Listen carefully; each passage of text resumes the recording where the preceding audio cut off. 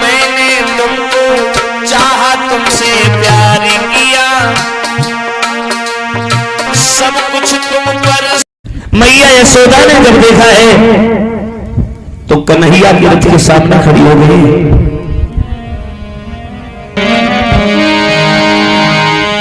कि चले ही मथुरा को भगवान, देखी यशोदा भई है।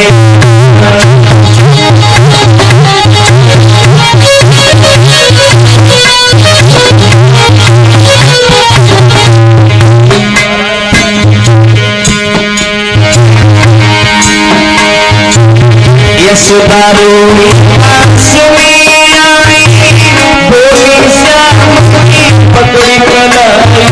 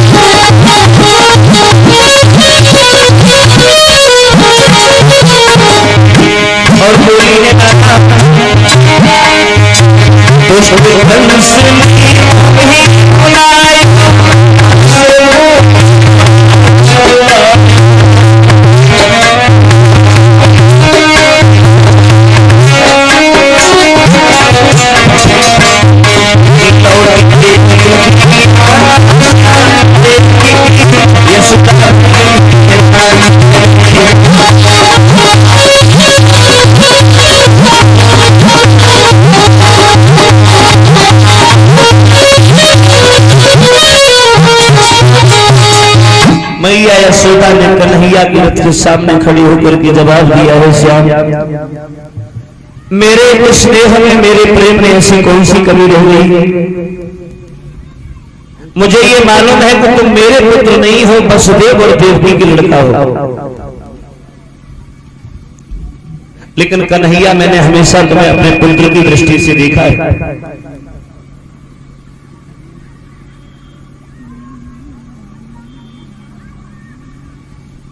मैंने हमेशा तुम्हें अपने पुत्र की दृष्टि से देखा है, कभी मैंने ये नहीं जाना कि तुम मेरे पुत्र नहीं हो। मैंने तुम्हें वो प्यार दिया है जो मां अपने पुत्र को देती है।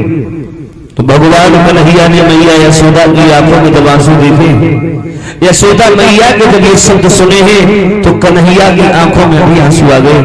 मां आपने बिल्कुल सच कहा, तुमने मेरे लिए क्या नहीं किया, सब कुछ किया। दिन रात विरानी उल्हान सहे, मिन कौन में कन पुरता धार। हमारी हट हित अनेक सुनी, अब सो सुन सके शीश पुराण। सात जन्म भरे तो मिले, और हम सोलरता तुम सीमा हटाए। लेकिन मैया हम तुम्हें भूले ही नहीं। आज हम चाचा तुम्ही के साथ में जा रहे हैं, कल मामा कंस की आंखों से देखेंगे, परसों लौट करके हम तुम्हारे पास आ जाएंगे। मैया यशोदा को धैर्य बंधाने के बाद, मैया यशोदा को आश्वासन देने के बाद कन्हैया वहां से हट नहीं पाए। तब तक ये खबर ब्रजवाहन पुत्री राधा को मिली है कि कन्हैया वृंदावन को छोड़कर के जा रहे हैं। तो राधा का तो रोते रोते बुरा हाल हो गया। हुआ ऐसा, अरे जब राधा मेरे सोने पारी,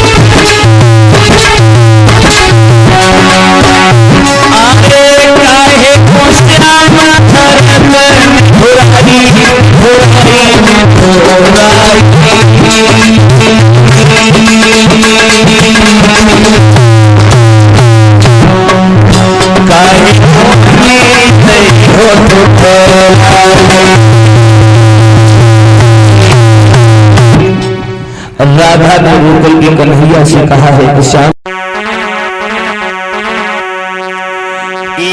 राधा मथुरा नगरी जा परसों ही लौट गया।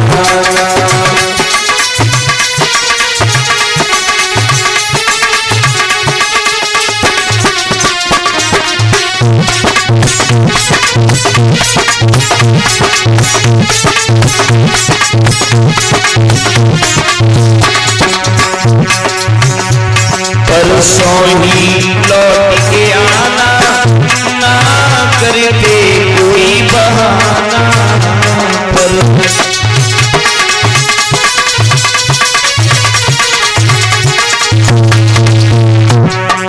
साथी मानो मेरी बाती परसों ही लौट के आना।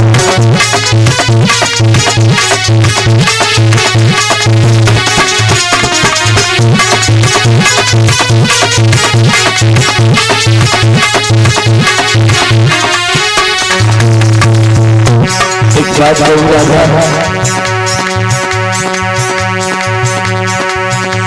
तो साथी मानो राधा है शिव मेरा पाना।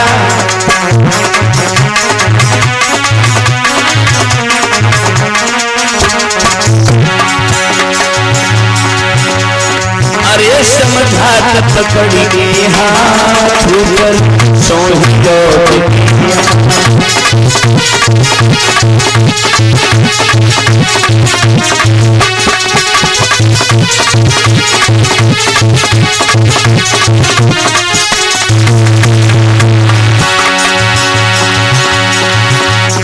राधा मथुरा नगरी परसों ही लौट गया।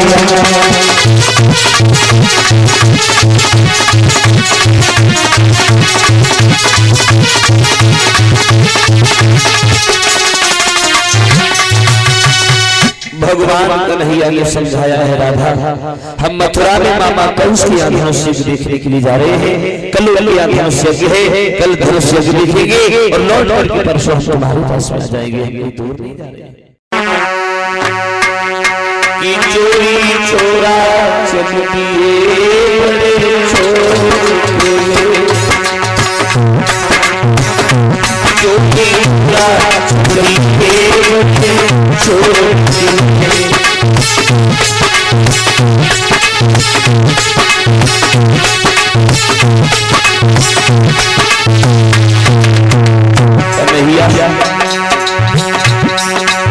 तुमने हमें बताया ही नहीं और इस तरह से चुपचाप रथ पर सवार होकर के कहां जा रहे हो? नदी कुछ खबर ना दिया कुछ पता, चुपचाप चल दिए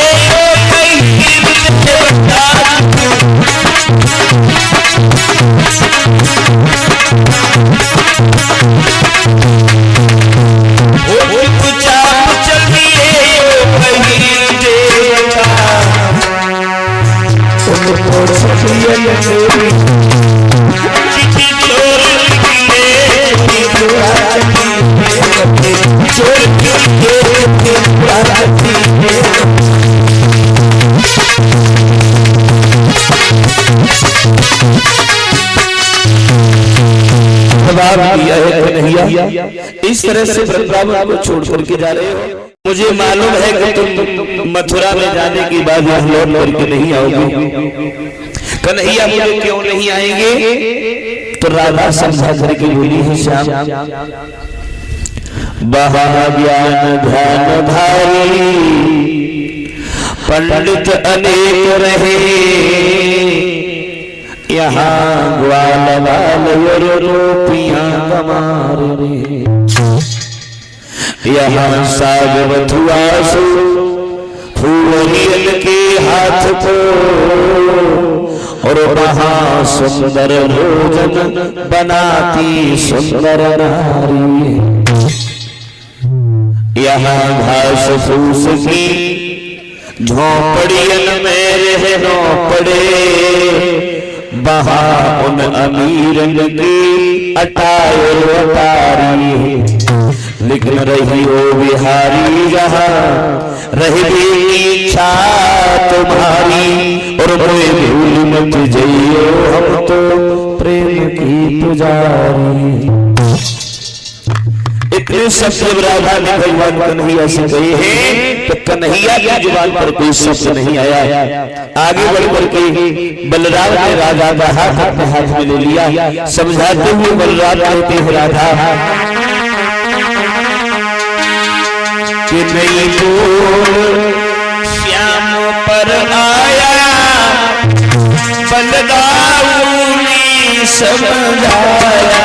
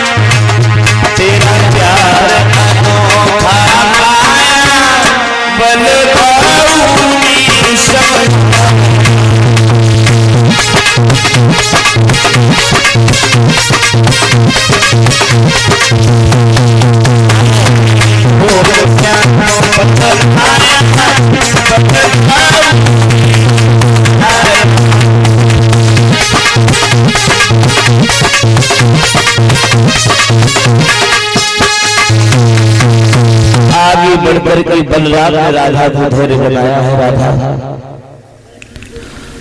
रोना नहीं कि अगर तू कन्हैया अगर तू करी गो कन्हैया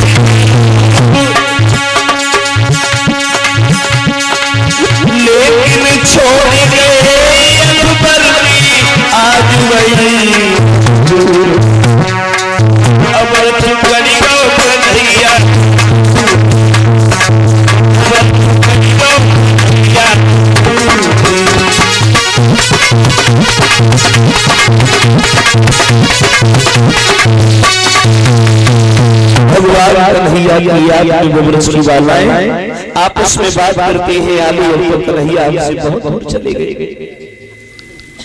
अब ऐसा लगता है वो कन्हैया हमारे पास लौट करके कभी नहीं आएगी। एक लड़की दूसरी को समझाते हुए लेती है आली अरे मिलने गो मुरलिया मिलने गो बसुरिया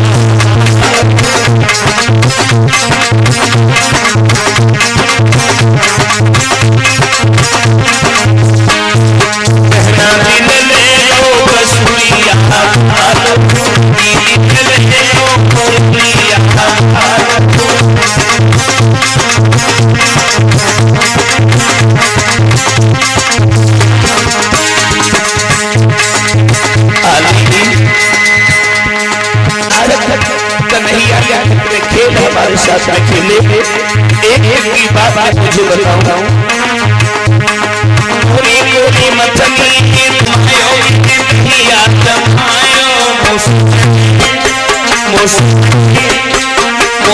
में खाई हो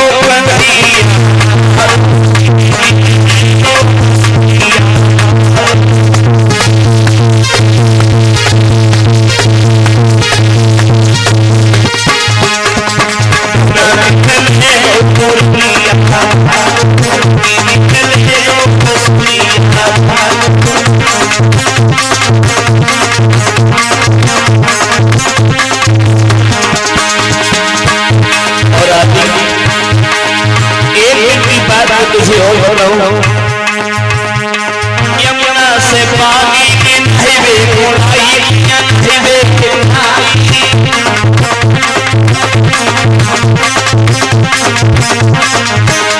हे यमुना से पानी की नहरे उड़ाई, नहरे उड़ाई,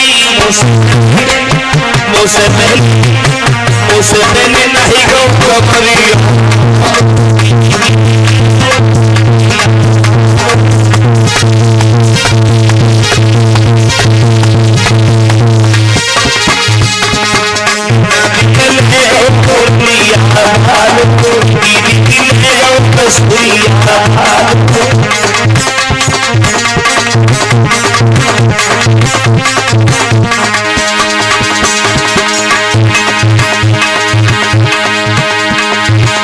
अरे सोनी की सेवों की लड़की दुनिया, लड़की दुनिया,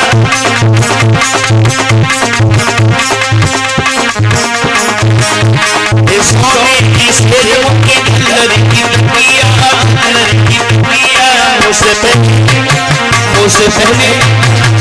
पहले सोई हो रही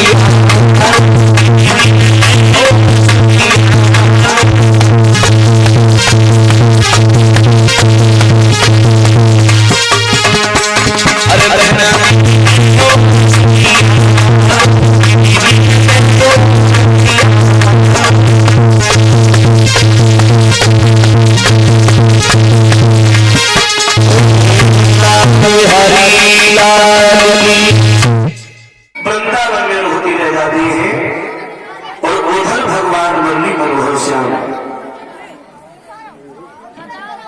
रथ लेकर के जब ये वृंदावन से मथुरा में पहुंचे हैं,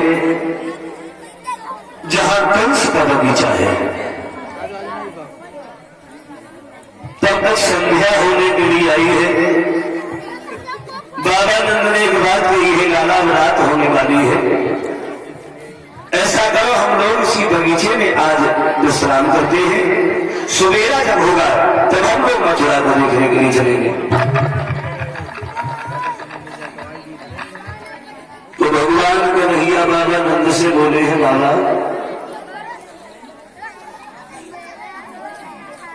कोई बात नहीं, हम सब लोग इसी बगीचे में रुकेंगे, लेकिन हमारी एक इच्छा है बाबा। बाबा नंद बोले, क्या इच्छा है कन्हैया? कन्हैया बोले हैं, बाबा इच्छा ये है, ये जो मथुरा नगरिया है ये दूर से देखने में बड़ी अच्छी लग रही है, हमारी इच्छा ये है इस मथुरा को हम करीब से देखना चाहते हैं, अगर तुम्हारी अनुमति हो। बाबा नंद कहने लगे हैं, कन्हैया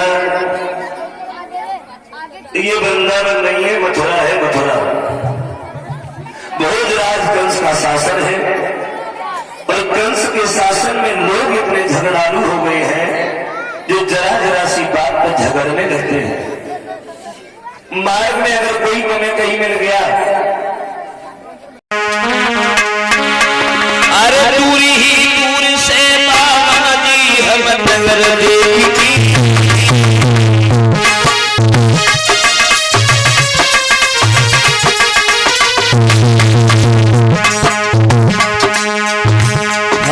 अंदर नहीं जाएंगे, केवल मथुरा को दूर ही दूर से देखेंगे और लौट कर तुम्हारे पास आ जाएंगे। दूरी ही दूर से बाबा जी हम नगर देखी, सौगंध तुम्हारी खाई रहे हैं, कोई नहीं उधार नहीं।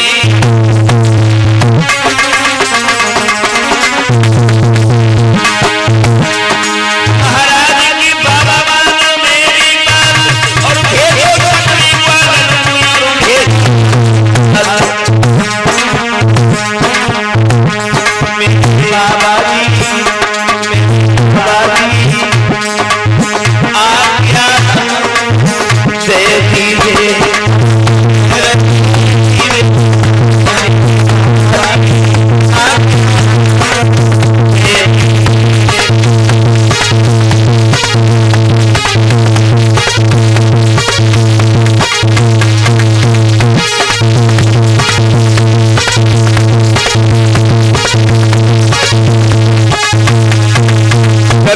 बोले हम अंदर नहीं जाएंगे, अगर हमारे ऊपर तुम्हें विश्वास नहीं है तो बलराम भैया को भेज दो, ग्वालों को साथ में भेज दो। उसी समय बाबा नंद ने बलराम को इशारा दे के पास बुलाया है, इधर आओ, ऐसा करो कन्हैया के साथ में चले जाओ और मथुरा को देखने के बाद अतिशीघ्र लौट के हमारे पास में आओ। अब बलराम ग्वालों को साथ लेकर के चले, आगे आगे बलराम है, बीच में ग्वाला है, कन्हैया को सबसे पीछे कर दिया। लेकिन चलते समय बाबा नंद ने एक बात और कही है, श्याम जा तो रही हो लेकिन एक बात का ध्यान रखना, मार्ग में चाहे तुम्हें कोई भी मिल जाए और कुछ भी कहता रहे तो किसी से भूलोगे नहीं। कन्हैया बोले बाबा हम बिल्कुल नहीं बोले, हम कतई नहीं बोले, हम कब नहीं बोले, हम काय को बोले, हमें कौन सा मतलब सो बोले, हम बिल्कुल नहीं बोले। आगे आगे बलराम ही, बीच में ग्वाला है, पीछे कन्हैया जा रहे हैं। जब ये आगे बढ़े तो क्या देखा है, मथुरा से बाहर एक पनघट है, पनघट, और उस पनघट पर एक मथुरा की नवेली बहू पानी भरने के लिए आई है। बलराम के साथ में ग्वाला तो आगे निकल गई, कन्हैया पीछे थे तो पनघट के पास में खड़े हो गए और उस गोपी से पूछने लगे हैं, क्यों तुम इतनी दूर से इतनी दूर तक पानी भरने के लिए अकेली चली जाती हो, तुम्हें डर नहीं लगता? और जैसी में गोपी ने इतनी बात सुनी, उस गोपी ने अपना घूंघट हटा करके देखा, भगवान मुरली मनोहर के दर्शन करने के बाद दोनों हाथ जोड़े हैं, प्रभु मेरा जीवन धन्य हो गया जो मैंने तुम्हारे दर्शन कर लिए, और तुम्हारे दर्शन से किस्मत वालों को होते हैं। उधर मनसुखा की नजर कन्हैया के ऊपर पड़ी, और जैसी मनसुखा ने कन्हैया को गोपी से बात करते हो, देखो सोई बलराम से बोलो, देख ले भैया देख ले, जाके पता ना जाने कौन सी आदत, चाहे कोई बोले चाहे न बोले तो हरिकाऊ से बोलोगे। और जैसे बलराम ने कन्हैया को देखो सोई आवाज लगाई, श्याम इधर आओ। जब बाबा नंद ने ये कहा था कि तुम किसी से भूलोगे नहीं, फिर तुम क्यों बोले, क्यों बोले? कन्हैया बोलो भैया हम थोड़ी बोले, अच्छा बात हमसे हो रही थी, तुम नहीं बोले हम बोले। कन्हैया बोले भैया बात ये नहीं है, फिर क्या बात है? कन्हैया बोले भैया तुम सब लोग तो आगे निकल गए, हम सबसे पीछे थे, तो उन्होंने हमें रोक के हमसे एक बात पूछ ली, हमें जब बताओ तुम सब लोग एक ही गांव में रहते हो या तुम अलग अलग रहते हो? हमने सो बताई, हम थोड़ी बोले। बलराम बोले हैं श्याम अब तुम पीछे नहीं चलोगे, मेरे साथ आगे चलोगे। कन्हैया बोले हमें क्या है, चलो हम आगे चले। अब बलराम ने कन्हैया को अपने साथ कर लिया, आगे आगे बलराम और कन्हैया पीछे से ग्वाला चले। लेकिन वे जो बहू रहे, बाकी जो नंद रहे वो छत से ठाड़ी देखे, और पानी जैसी दृश्य देखो सोई मन में सोचने लगी, कुआं में पानी भरने के माने जाती और घंटन पर ठाड़े होके बतलाती, आज नहीं आए जानते। और वे उनने अपना घड़ा भर के सर पे धरो, लेके घरे पहुंची, घड़ा घनौची पे रख के न पाओ, सोई नंद कूद के सामने पहुंची, कुआं में पानी भरने के बहाने जाती और घंटन पर ठाड़े होके बतलाती हूं। आज आए जानते संजा को भैया तुम्हारे मन जो कर गई छरवा मेरू ना होना है। कौन था ये? बहू बोली दीदी बरसों से जिनकी हमने प्रशंसा की है, जिनकी प्रशंसा सुनी है, जिन्होंने पूतना सत्तासुर अकासुर बकासुर जैसे राक्षसों का वध किया है, ये वही कन्हैया थे। साथ में उनके बड़े भाई भी हैं बलराम, और जैसी बात ने इतनी बात सुनी सी बोली भाभी तुम्हारी तो किस्मत खुल गई जो तुमने कन्हैया के दर्शन कर लिए। अब हमें जब बताओ जब कन्हैया कौन से हैं बलराम कौन से। बोली हम बिल्कुल नहीं बताए। क्यों? बोली पहले मैं गाल छरवाई लो हम बिल्कुल नहीं बताए। बोली नहीं मैं किसी से नहीं कहूंगी बताओ कौन से कन्हैया है कौन से बलराम है। तो वो लड़की समझा करके बोली है सुनो दीदी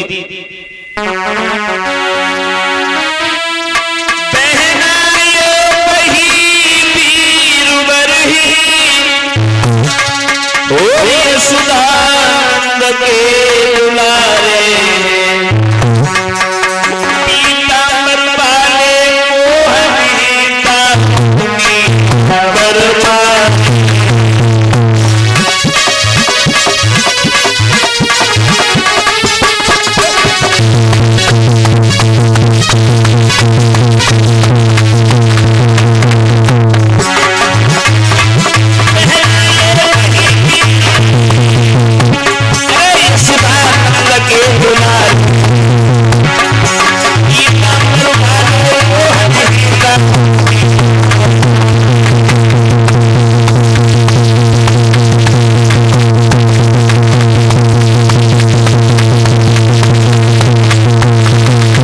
जवाब दिया है जिनके कंधे पर पीताम्बर है वो कन्हैया है और जिनके कंधे पर नीलांबर है वो बलराम।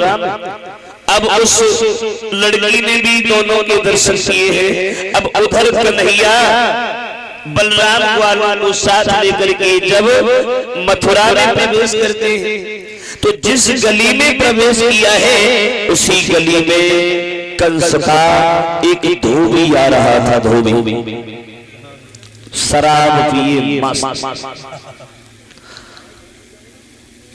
शराब के नशे में इतना चूर था जो वो पूरी गली में अकेले ही बने।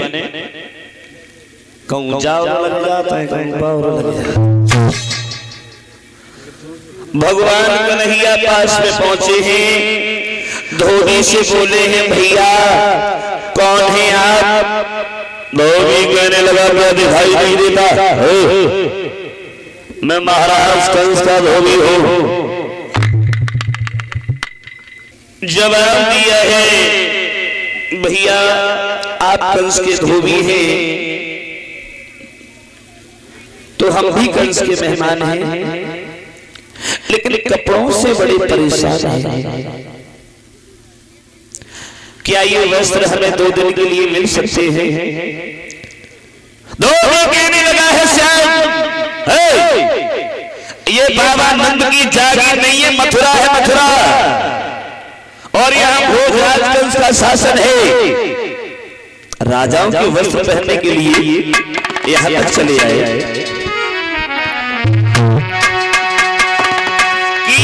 झोपड़ियों के रहने वाले मथुरा में सभी अहीर नहीं सभी यही नहीं चल पाई नंद बाबा की जागीर।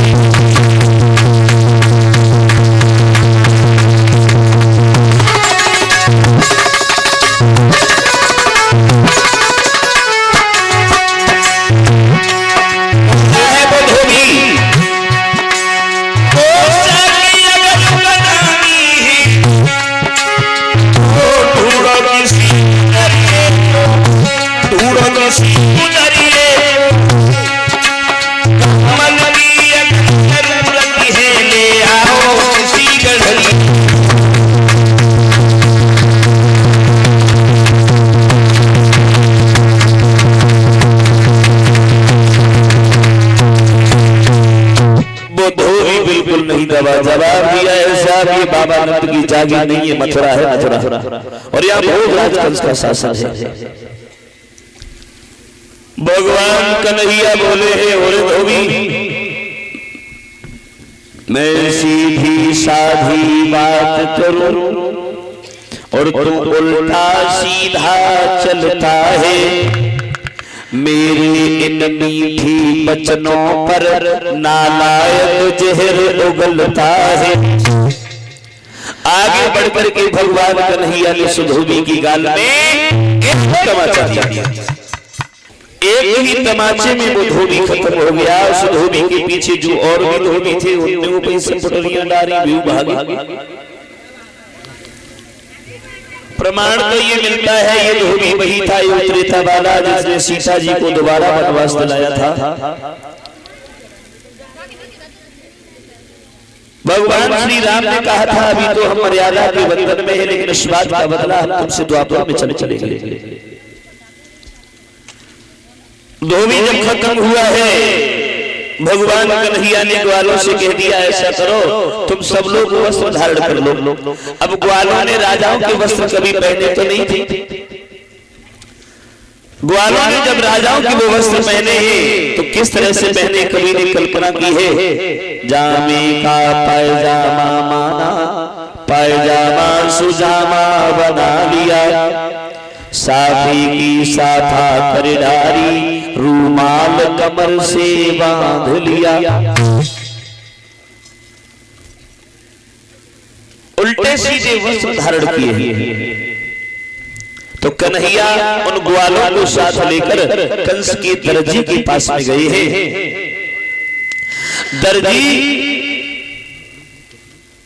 के पास जाकर के कन्हैया ने सबके वस्त्र फिर के पहनवाए और उस दर्जी को वरदान दिया है कि तुम सदैव धन दौलत से परिपूर्ण रहोगे, तुम्हारे घर में कभी किसी तरह की कोई कमी नहीं आ सकती। दर्जी को वरदान देने के बाद वहां से जब आगे बढ़े हैं, जिस गली में जा रहे हैं उसी गली में क्या देखा है, कंस की एक दासी आ रही है। एक हाथ में चंदन का कटोरा है, एक हाथ में लाठी है, लचे लचे धीरे धीरे है, सुंदर कितनी है कवि कल्पना करता है। शारीरिक रूप को जोड़े जाड़े बाय ब्रह्मा जी ने सिरजा था, बेटी जगह सो टेढ़ी थी और नाव नली को कुबिजा था।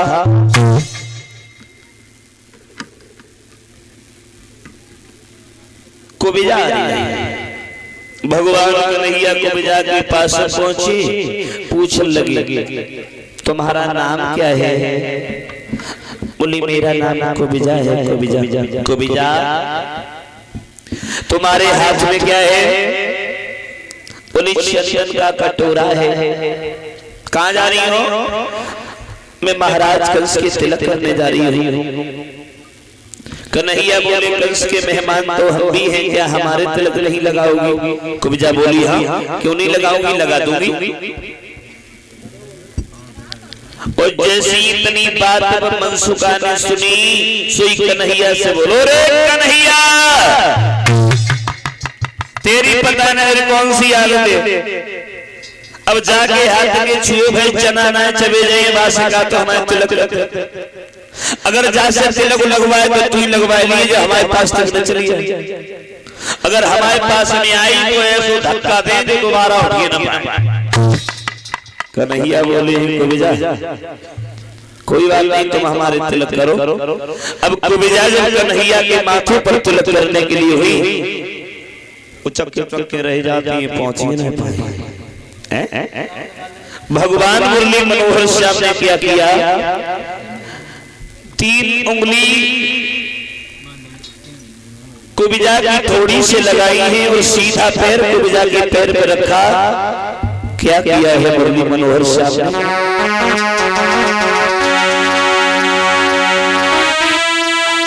मोहन का हाथ लगाते ही मिट के छविवान भई, फट गया यकायक पर्दा सा कोई हंसी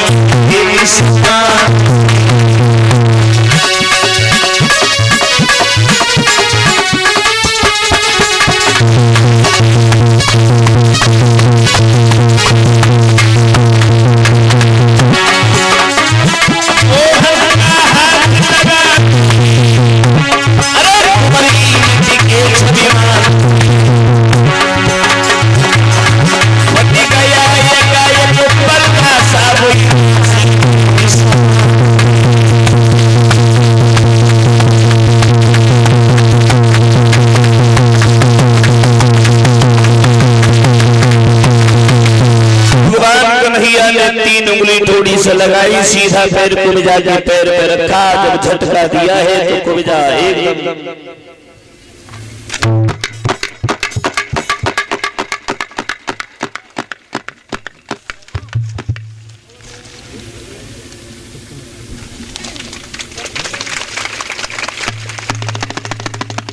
कुब्जा एकदम से देवी की तरह से सुंदर बन गई।